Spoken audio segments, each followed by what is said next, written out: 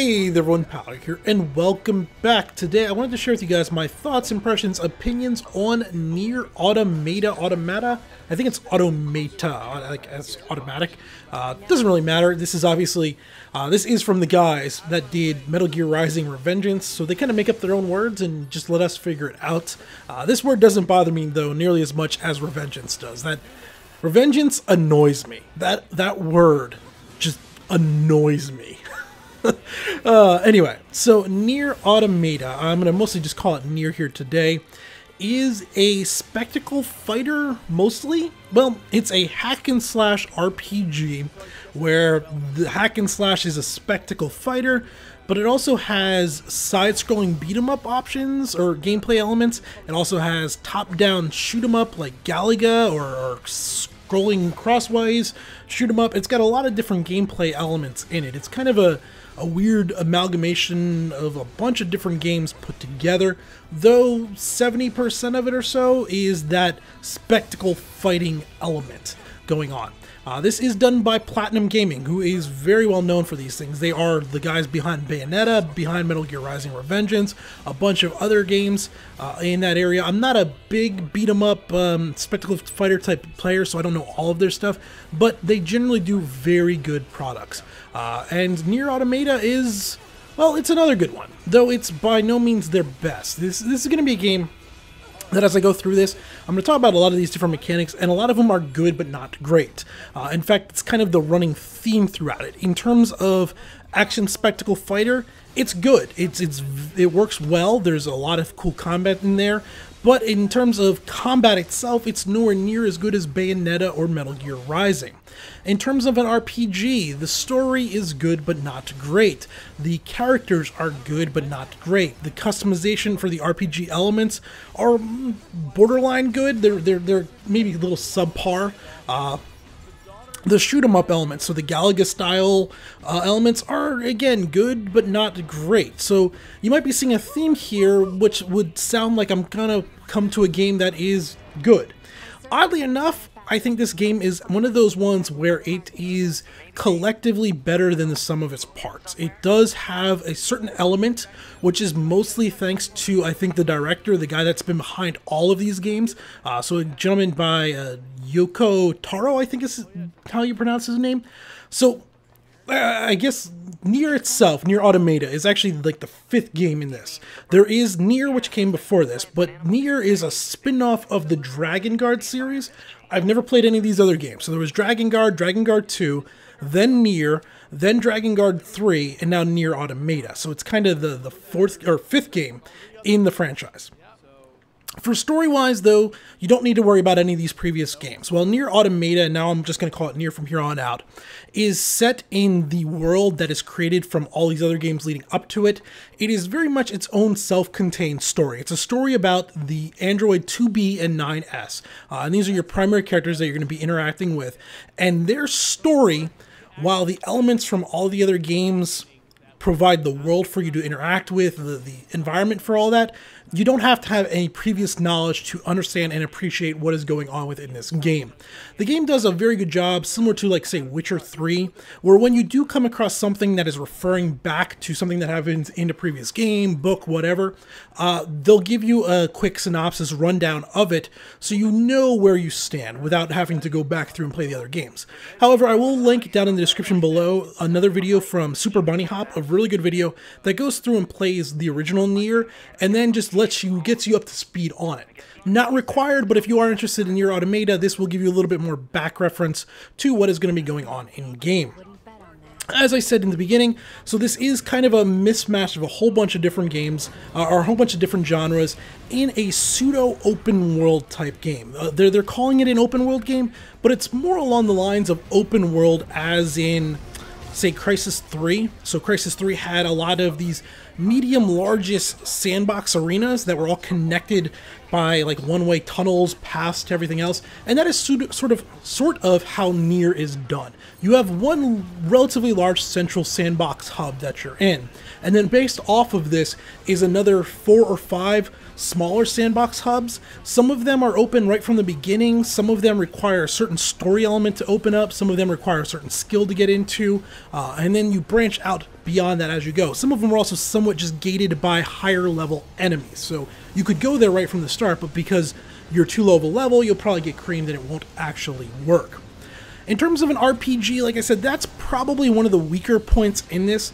Your character customization, so the RPG elements are, within the story you have some very limited selection of yes and no type answers. They'll ask you, what do you want to do here? Yes, no, maybe, and you can go through that. And that will have a small effect on the overall story going forward. But you also have like a leveling system. Now, unlike a traditional leveling system where you're going to get talent points or skill points or whatever, what you do is every time you level up, your character just becomes slightly stronger. She gains more HP, a little more attack power, and things along that line. But there's no actual skill points that you can select or customize your character to however you want. Instead, what they have is your character is an android. So this android has like a CPU that can be modded out. You can slot in different cards to customize her however you like. So as you're playing through, you'll get a card that will maybe increase her attack power by 2%, or another one that maybe after 5 seconds or 6 seconds of not taking damage, you'll start regenerating health at 1% per second or something. There'll be others that are maybe after you have a 35% chance of dealing damage dealt to you back at your enemies, kind of a revenge type system. And these cards take up different amount of slots. So you can increase your android's maximum card slot. At first she starts off with maybe like 40 slots. You can up that to like 178 slots, I think. So some cards will take up 4 slots, some will take up 6 slots, 18, 20 slots, depending on how powerful the card is. But through these cards, you can kind of customize the playstyle. If you want to be more offensive, more defensive, more support-based, this is kind of how you do the RPG character creation elements or character customization elements within the game. And like I said, it's kind of lacking. This is the one area where I would really say Nier is light on. It's not really an RPG. It's more of a spectacle fighter with just a little bit of an RPG element underneath the hood. Beyond that, though, as I've already gone over, the spectacle fighting stuff, it's good. It's satisfying. The combos, for the most part, are very simplistic, light, heavy attack. Depending on how many times you hold one or the other, you can get different attacks. Doing a jump and then a heavy attack will do like a plunging type thing. They do change out depending on your weapon. So there's a bunch of different weapons, heavy weapons, light weapons, spears. And depending on which ones of those you have equipped, you can get slightly different combos with slightly different effects on them. It's perfectly serviceable. It's not the strong point of this game. For me, the strong point of this game is actually the weirdness of it. And this isn't just like Japanese weird. I mean, there's lots of Japanese weird. But the series creator, the guy behind this, the Yoko Taro guy, has some very oddness about him. Very, very strange things that he does within the game. And I've been trying to figure out a way to explain this without doing spoilers on it, because if I spoil, there's several points where it's like, what the fuck am I looking at? And if I spoiled them, well, then when you go to play through the game, obviously the effect's going to be less. What I've best came up with is, for anybody that is a bit of a movie nerd and knows Wes Anderson, this is probably the best way to describe it. Wes Anderson has a very odd sense of humor that he puts into his movies. The one that I go to most notably is the Royal Tenenbaums. If you haven't seen this movie, it's a great movie, but it's one of those movies where you have to watch it 2 or 3 times to really start appreciating it. Because the actual story of what's going on in terms of character and narrative is only maybe 2/3 of it. The other third is everything going on in the background around you. And when you watch it a second time or third time, you start noticing these things. Well, this sort of happens here with Nier Automata, where you're going to be wandering along and you're just going to see things, come across random crap going on, and it's just like, what the hell is going on? And it's got this just charm and odd sense of humor about it that I very much appreciated. If we go back to Wes Anderson, the one that really, like I said, Royal Tenenbaums really comes to mind is there's a scene where you first meet, Matthew McConaughey's character. I forget the character's name. You first meet Matthew McConaughey, and you're kind of they're in his living room, and one of them's sitting on a couch, the other one's sitting by the wall, and they're talking, and every time they cut to a character, the way the frame is set up, the character's kind of there, but the frame is just off enough that there's like these odd paintings all around the room on the walls. Just really, really strange paintings. that you see. And at first you don't recognize them, but once you notice them, you can't help but see them. And they never address it. They never even point out. It's just there for you to see. And it's very strange and very funny to me. Well, that's a lot of how Nier is. There's these things that you're going to come across and see that are never addressed. They're never pointed out. They're just, here is this thing, enjoy. And it really tickled my funny bone. So when I took all of these silly elements that were good but not great, the gameplay of some of my words, the gameplay of the hack and slash spectacle fighter, the shoot 'em up, the beat 'em up elements, when I combined them all together with this silly sense of humor, it worked for me. It worked for me quite well. At time of recording, I have roughly 19 hours of gameplay in, and this is going to go into, this game is going to vary quite a bit for people depending on how much you can enjoy the replay of it. So a single playthrough of Nier Automata, your first time through, is probably going to run you somewhere in the 14 to 18 hour mark. The thing with Nier, though, is you're supposed to play it many, many times over. It apparently has, excuse me, it apparently has 23 different endings. And at around 16 hours, I'd experienced 2 of those. One of them was a very short early ending for doing something kind of dumb, and it's kind of a joke ending, at which point you reload the save game, you don't do the same thing again, and you continue on, and I got the first full ending where I actually saw the credits roll. Once that is over, you actually restart the game, and you're now playing through the game from a different point of view. You're going to see the same events from a different side. Now, the second playthrough is likely going to go through much quicker because now I know where I'm going, I know what to do, so the pacing of the game will be a little bit faster. So while the first playthrough was like 16 hours, I expect the second playthrough to be 10 to 12 hours. You're still looking, though, 24, 25 hours, maybe 28 hours for a full playthrough of the story from both point of views. And that would be a total of 2 endings, 3 endings that I would have seen. Again, there's like 23 different endings, apparently. So, yeah, there's going to be a lot of repetition for people if you don't like, say, the combat, if you don't like going back through, you know, you're going to fight the same boss 20 times to see all the different endings, maybe 16 times to see all the different endings. You're going to go through the same ruined city hundreds of times. You're going to be running back and forth from A to B a lot. There's going to be a lot of repetition in there to see it all. And I can already tell you, like, personally, I'm not going to see them all. I'm going to finish this playthrough from the other point of view that is going on now. I'm also probably going to do one more playthrough from both point of views. So at that point, I'll have seen 5 or 6 different endings, and that will probably be enough for me. But I'm looking at like 35, 40 hours worth of gameplay to get all of that together. And I think, you know, for me, $60 for that is more than enough, especially with how much I'm enjoying the odd sense of humor. The game does have some notable flaws, though. Well, it has one notable flaw for me, 2 smaller flaws. Let's start with the smaller flaws. The visuals are okay-ish. They're nothing grand, they're nothing amazing to write home about. They're very drab and dreary, though it does fit the theme of the world, the theme of the game that is going on. Overall, the visuals are just kind of eh. The music is also another one. While I actually think the soundtrack is amazing, and I'm going to stop here and just play a little bit of it going forward.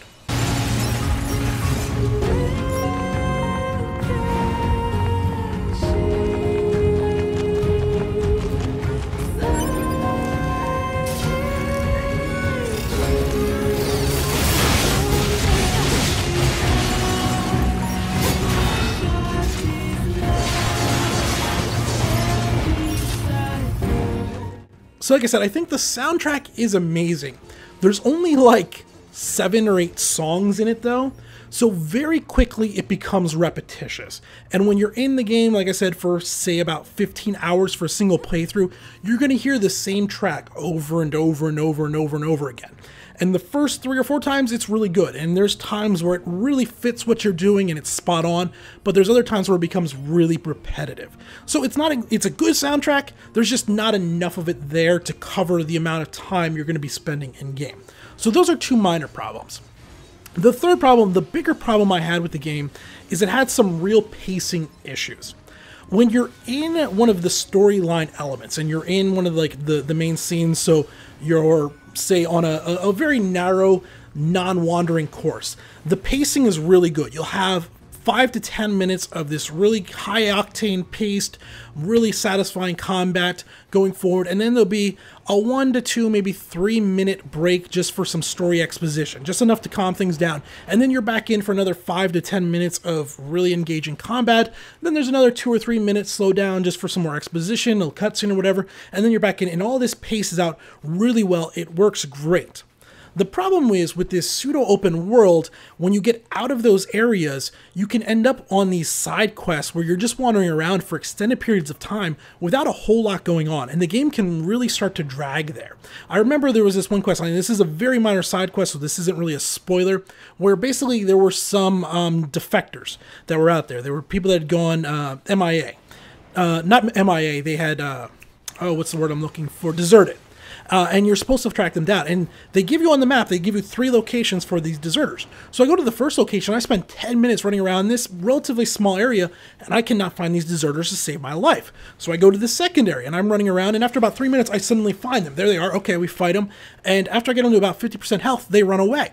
So I go, the way they ran off, they ran to the third spot. So I follow them into the third spot, I get there, and they're not there. And I wander around for, again, like 15, 20 minutes, cannot find them. So finally I give up and I go back and I start doing something else. And at some other point, like an hour later, I'm wandering back through that same zone. I just happen to go by where the third point was, and now they're there. The game never told me that, like, maybe there was a timer I was supposed to wait for, so I ended up losing 30 to 40 minutes between all 3 locations, wandering around doing absolutely nothing and getting bored, because the game didn't tell me, well, they're supposed to be at this point, and then after some time they're supposed to wait. Going back in consecutive playthroughs now, since I know that, I will be able to go right where I need to, and the pacing will be a lot better. But there are points where the side quests and the open worldness that the game does struggle in terms of pacing. For me, it didn't ruin the experience, but it definitely, I did notice, like, it could have been better there. But that's overall the aspects of the game I like. I do enjoy the combat. I'm not someone that's a big spectacle fighter. I found it simple enough that I could pick it up and I was good at it, but not so complex enough that it never really got old for me.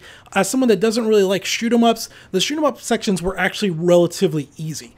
They're not something that you're gonna, like, if you can't beat Galaga or whatever, you can still beat these. The projectiles are very slow moving. Most of the projectiles can be shot down.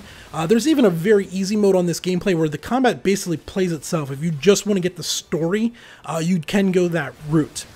The last thing I want to talk about, though, is the PC port. The PC port is worth mentioning here because it's kind of a mixed bag. The good news is it does function. It gets the job done, but it has some serious problems. You're going to want to play this with a controller. While it does have keyboard and mouse support and you can rebind it, this game was just built from the ground up for a controller, similar to, say, like that of Dark Souls. It works better with 2 thumbsticks and some shoulder buttons. That doesn't really bother me, but I know some people, if they can't play it on keyboard and mouse on PC, well, it's not a PC game. You are going to want to play this with a controller. The game, while it does actually offer different resolutions, has a weird problem, where the cutscenes are all 30 FPS, 720p. So for me, I'm running at 1080p on my monitor. I'll watch and we'll be in game, and the actual gameplay while you're running around the world is 1080p, locked at 60 FPS, which I don't really have a problem with. It'll be running just fine. But as soon as you get to a cutscene or a menu or something, it then jumps to 720p. And since I have 2 monitors set up, I can clearly watch it, and it slows down to 30 FPS. And then you get out of the cutscene, and it's back to 1080p, and the monitor is constantly changing the resolutions back and forth on this. Like I did say, it is locked at 60 FPS, which for me is no real problem. I don't mind 60 FPS. Some people will freak out, though. But it also stays constant at 60 FPS for me. I'm always right at like 58.5 to 60. I never really saw it drop below that. I did see some people talking about poor performance. All that I can say is on my system with a 1070 max settings, it ran with no problems. It ran just fine. Obviously, with any computer, your mileage may vary depending on the hardware you do have. Obviously, if you buy it on Steam, make sure to test out its performance in the first 3 hours. If you don't like the performance, go ahead and refund it. But the PC port, like I said, it is a little rough. It doesn't like alt-tabbing. If you alt-tab, it's going to go into a window mode. Then when you try to go back into full screen mode, you can go back into it, but then like your mouse cursor is going to be stuck on the top of the screen. You can't hide the mouse cursor once you go back in without closing and relaunching the game in full screen mode. So there's some little things along that line. The good news is there is a community-driven fix. So if you go over to the forums on the Steam forums, and under the Nier game, right at the very top, there's a pinned section for this fix. And what this does is this does up-render all of the cutscenes, keeps them at 1080p, fixes some of the windowed issues, the alt-tabbing issues, makes the game just all around run a little bit better. But obviously you do have to use a third-party, basically a mod, in order to create that. I know some people are not comfortable about that. That said, though, like I said, I played through all the footage you see. The first playthrough, I did all of that without using the mod. I captured all the footage without using the mod. It works. It's just, it's not a great port. It's a functional port, if a rough port, if that makes sense. All in all, though, I definitely do. I love the charm, the little quirkiness, oddness of Nier. The gameplay, while not amazing, is enjoyable enough to carry it through. And I look forward to doing at least one more full playthrough after I've finished the current second playthrough. It's hard to explain. Yeah, I definitely would recommend Nier. If you're not super into this type of combat, just for a unique gameplay, when it's on sale for $12, $15, it's probably worth picking up. Those that do like that spectacle fighter type thing, it's probably worth it at $60 for you too. Yeah, there we go. Until next time, this has been Paller. Thanks for watching.